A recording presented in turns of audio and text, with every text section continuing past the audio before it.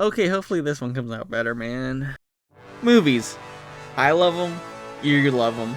The thing hiding behind that guy's eye loves them. So with a new year over, why not rank all the movies that I saw in this year? And my opinion is the only valid one, and if you disagree with me, may Zeus smite you down where you stand, or sit, or lay. Better start this, there's like 40 of them.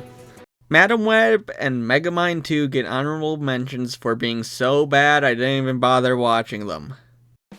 The worst movie to come out this year by a long shot is Blink Twice. Not because of the subject matter, Baraska is a masterful story, but because it's just boring at best and uncomfortable at worst. Number 39 goes to the most confusing movie of the year, Greedy People. I went into it thinking it's a comedy, and it was, until the third act where it became very dramatic, and very dark, and just confusing. Okay, the only reason why My Spy the Eternal City is this low on the list is because I don't remember a single thing about the movie. It was probably funny, but I don't remember what happened. The Tiger's Apprentice has a very similar problem. I tried watching this movie with my brother 3 times, and each time he fell asleep and we never actually finished watching the movie. The Crow. I have one thing to say about this movie, and it's that I like their depiction of limbo. It's bad. Night Swim is a bad horror movie, and that's it. I'm probably gonna make a separate video about this, but Joker 2, no, I don't speak French, wasn't as bad as people say.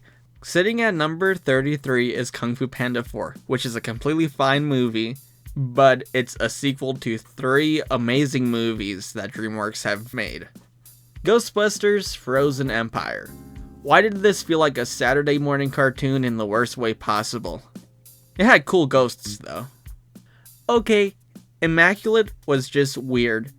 Good twist, but weird movie. Crazy religious scientists doing a Jurassic Park on Jesus.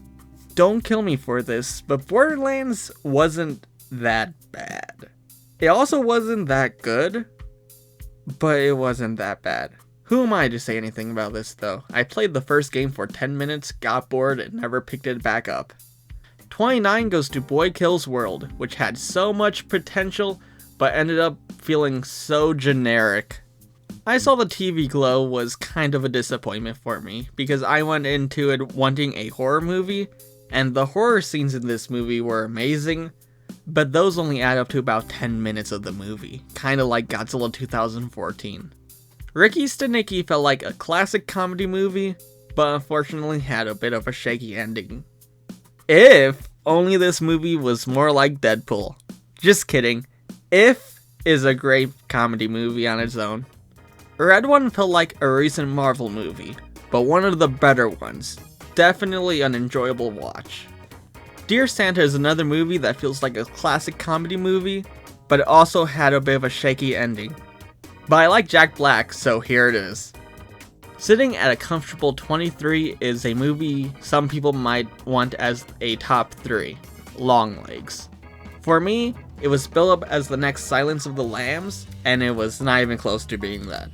The main problem with this movie for me is that it wanted to be a movie about a cop chasing a serial killer, and that's what it was portraying for the majority of the movie, but there was a Satanist twist, ghost, demons, and I felt like that was so strong it should have been in there most of the movie instead of focusing on, oh, is this a serial killer? Or is there some supernatural force going on? It should have just been supernatural most of the movie. That's my one gripe with it. Lisa Frankenstein is an enjoyable movie, and that's all I gotta say about that. Hear me out. Dune Part 2 is a good movie. Any guy like me loves his kaiju worms, but I just don't care for Dune. I hate where the story goes in the books, I hated the first movie, and the second movie was good. It's just too weird for me, and I've seen weird, so at 21 it goes. Inside Out 2 is a good movie. It's not as good as the original, and definitely didn't deserve the $1.6 billion it earned at the box office. What can I say? I love my kaiju worms. Furiosa. The entire movie, I was waiting for Chris Hemsworth to show up, and I didn't realize until towards the end that he was the villain the entire time. In my opinion, which is the right one, the new Roadhouse movie is better than the original. Twisters is a fantastic movie, but how in the is it a sequel to the first one? I don't get it. There's no characters, it has no connection to the first one. Late Night with the Devil. Oh my god, this is the horror movie of my dreams. But analog horror can only go so far. In this case, it's number 15. When John Office wasn't making Quiet Place Day 1, I got extremely worried about the quality. But the movie completely proved me wrong, it's amazing. Alien Romulus is a good celebration of all the other Alien movies, with details and plot elements from both movies and games. But they can't do it again. You can only do it once before it becomes old and just nostalgia bait. Cinemark has this mystery movie thing, and I went to one hoping to see Deadpool and Wolverine. Instead, I got The Bikers, which was an amazing movie and could have broken top 10, heck, even top 5, if this year didn't have some of the f***ing best movies I've seen in my life. Abigail is my favorite vampire movie. And with that comes the top 10 movies of this year, in my opinion, which is the only correct opinion. Number 10 is one no one saw coming and a lot of people just didn't see, Sting, which was an amazing throwback to movies of yesteryear, like Invader of the Body Snatchers or Eight-Legged Freaks, but better written and better made. Coming in at number 9 was a movie that got me into a franchise that holds one of the best movies ever made, Kingdom of the Planet of the Apes. This movie doesn't only hold up to the previous trilogy, but continues to lead into a future where a spaceman falls to a planet full of apes. Bum bum bum. I bet you're smiling for number 8. Oh god, why'd I say that? Smile 2 was good. It was better than the original. People talk about Art the Clown being a new horror icon. Well, I think Smile is right along with him. Except the Smile movies are scarier and better. Also, I did not see Terrifier 3 yet. Before we get to number 7, I love the Dexter franchise. And that new show that just came out is amazing. I really wish there was more movies where you could see a killer's point of view. And that is exactly what Trap is. Except he has no code like Dexter. And also, I kept thinking the movie kept ending and it just kept going. And it was amazing. As the surprise of the century, Godzilla x Kong doesn't make top 5. Even I, the Godzilla guy, can't say this was the best movie of the year. It was still great though. And I'm gonna die. The 5th best movie of this year was Saved by a Guy on Twitter.